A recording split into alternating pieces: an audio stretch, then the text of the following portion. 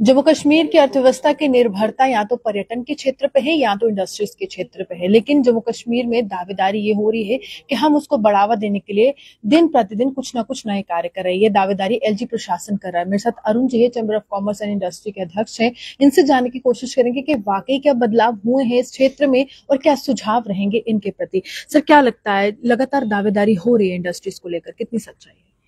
देखिए, इसमें कोई डाउट नहीं है कि इन्वेस्टमेंट जो है वो जम्मू कश्मीर में आ रही है। लोग यहाँ पर इंडस्ट्री लगाना चाहते हैं।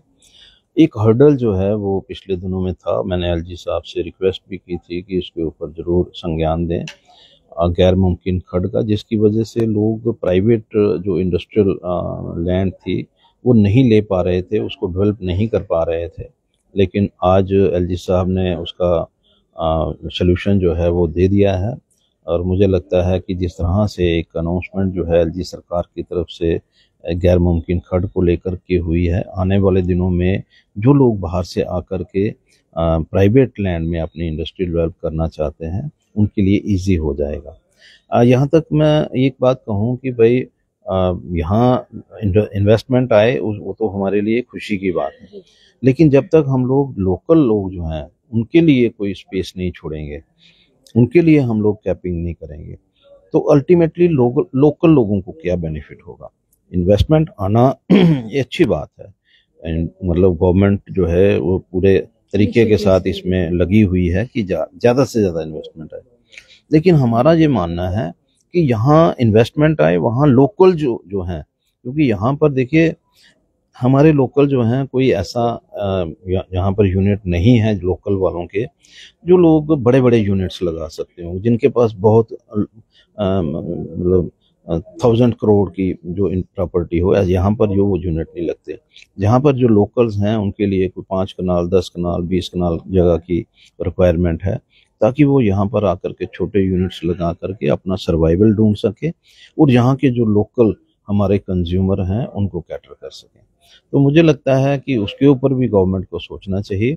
जो भी इंडस्ट्रियल लैंड डेवलप हो उसमें 20% की कैपिंग जो है वो लोकल्स के लिए रखें और 80% जो है फोकस होना चाहिए कि बाहर से इन्वेस्टमेंट आए और यहाँ पर आकर के इन्वेस्ट करें।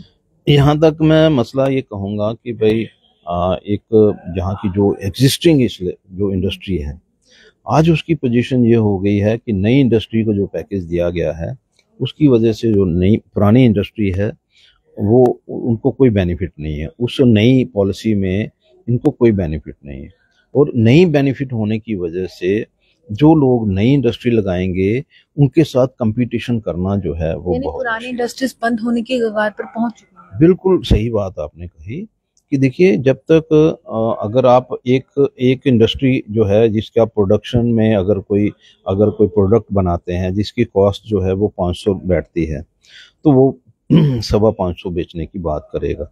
और एक इंडस्ट्री है जिसकी कॉस्ट ही पहले 600 पड़ेगी, तो वो 625 बेचेगा या 550 बेचेगा। तो ये जो एक डिफरेंस जो है नई इंडस्ट्री की वजह से, जो पुरानी इंडस्ट्री की वजह से आएगा पुरानी इंडस्ट्री को, तो उसको कहीं ना कहीं फिल करने की जरूरत है। क्या लगता है, रोड मैप है सरकार के पास इस समय? देखिए है, गवर्नमेंट ने मानना है, जिस सरकार ने उस समय जो, क्योंकि जो एग्जिस्टिंग इंडस्ट्री है उसकी तरफ से एक डिमांड की गई थी कि हमें टर्नओवर इंसेंटिव दे दीजिए, और गवर्नमेंट ने माना था। लेकिन अब क्योंकि उनकी रिक्वायरमेंट 200 करोड़ रुपए की है और गवर्नमेंट जो है वो देना चाहती है 40 करोड़, और इस बार जो है जो बजट में आया है वो 48 करोड़ आया है।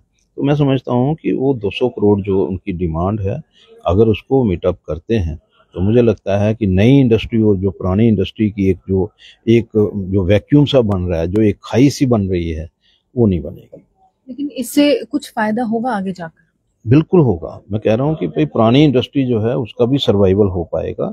नई इंडस्ट्री जो है, हम चाहते हैं कि यहाँ इन्वेस्टमेंट भी आए और नए इंडस्ट्रियल स्टेट्स जो हैं वो भी डेवलप हों, क्योंकि सेंट्रल गवर्नमेंट की जो पॉलिसी है उसके मुताबिक भी यही है। कितने प्रतिशत सर पुरानी इंडस्ट्रीज अभी ऑपरेट कर रही हैं जम्मू कश्मीर में?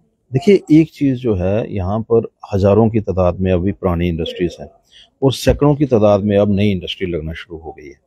अब अगर हमारे यहाँ पर 5000 यूनिट्स हैं जो सिर्फ और सिर्फ फोकस है उनका कि भाई कहीं जो मदर इंडस्ट्री आएगी जिसकी वजह से हमारा सर्वाइवल हो पाएगा, कोई ऐसी बड़ी इंडस्ट्री जहाँ हमारी जो है प्रोडक्ट जो है उसकी रिक्वायरमेंट रहेगी।